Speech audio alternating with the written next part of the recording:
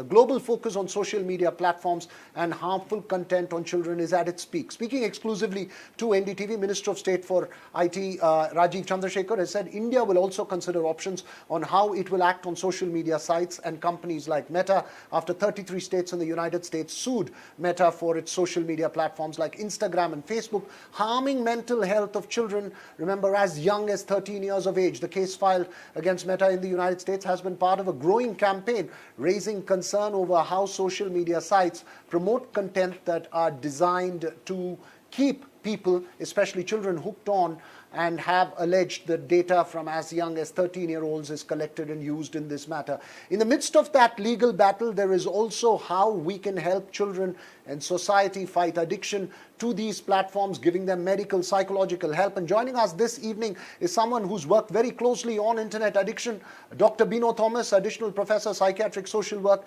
at NIMHANS in Bengaluru. He's led pioneering studies on internet addiction amongst teenagers as well. Thank you so much, Dr. Thomas, for joining us. Could you share for us why teenagers, A, are vulnerable, B, and how the addiction unfolds? Well, there are various factors which decides a teenager's attraction or addiction to social media. Teenage by itself is a vulnerable and very challenging phase. Now, some reasons what we actually see is that there is an instant need to be approved and need to be acknowledged for the adolescents, which are actually provided by the social media platforms. Secondly, we also see a lot of peer influence in the use of social media. Thirdly, there is a strong fear of missing out something, which makes these adolescents to hook on to these social media activities. Fourthly, we see there are experiences of psychological concerns for which they look for attention or solutions. And finally, there are also experiences of attachment where they look for friendship or romantic relationship.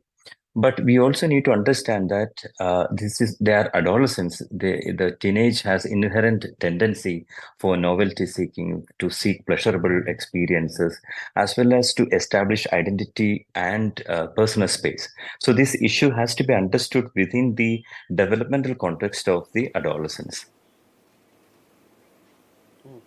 Interesting, important point that you make there, sir. For the benefit of our viewers, could you explain what happens to a child when they see this kind of content, the kind of content that you say gives them those factors that you listed about? What happens to them and how do they get hooked onto it physically and psychologically? It varies to content and child to child. However, for example, if there is a gaming which is actually been introduced by a classmate or a friend, the child usually gets excited about it, and then they get pleasures out of these games. And what happens is that once the stimulation happens and they start getting pleasure, it actually excites them. Once the use is actually going to persist, then they start actually getting rewards of it, because these are games which are approved by the peer group. Okay, what happens is that once the use is persisted, when they start getting rewards or ranks, so they get into more levels, and then they actually enhance the time for use of these social media activities. And there are also challenges with related to children. We could actually say that two groups of children. One is who is very resilient, who knows what is good and bad, who knows what to decide to see and not to see. And there are also children and adolescents who are vulnerable, who have a predisposition to mental health concerns. And then that's the group which we are also very concerned about. Important point that you make there. We need to make more resilient children ultimately as a society, and that's the lesson while we work on Yes. legal frameworks as well. But doctor, you're also seeing the age group of these children getting addicted because in the US they are pointing to 13-year-olds as well. In India also, are you seeing increasing lesser and lesser age group children getting addicted to the internet and social media platforms? Well, unfortunately, yes, we started seeing younger ones, 13, 14 of years of age. And 13, 14? Yeah. As young as that? Yeah.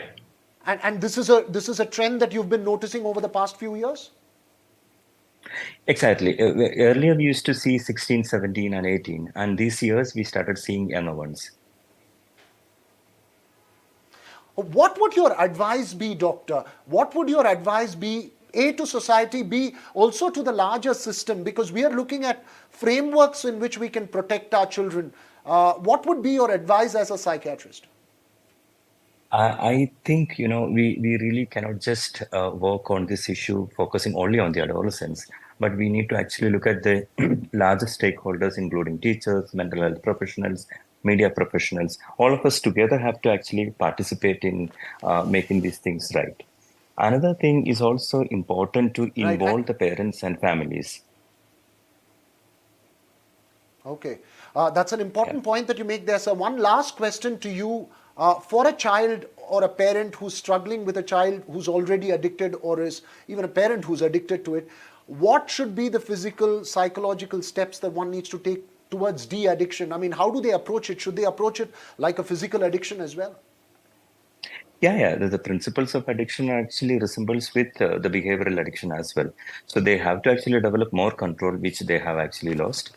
And certainly, when we have children and adolescents with addiction, when they come to our clinic, we actually manage their emotions. We also try to figure out what is making them distressed, and we educate them on life skills and give them informations on internet etiquettes so that and also on safe internet practices. Right, these are important points that you make there. Obviously, you will be very concerned when you see all of this trends on the rise. Yes. We're all very concerned because All young right. people, Thank you so much, the Doc. yeah, the consequence is that they miss out so many other Go things. ahead, sir. Yeah, they miss out the real life situations when they are actually absorbed into social media, and that's actually a major concern for all of us. And we actually work together with the child, with the school teachers and parents to help them get out of this. Right. Thank you so much, Dr. Bino Thomas, for those important Thank you. points. We need to develop not just legal frameworks, but also individual personal frameworks to ensure that we can protect our children from that kind of content that starts to be bombarding them on social media platforms.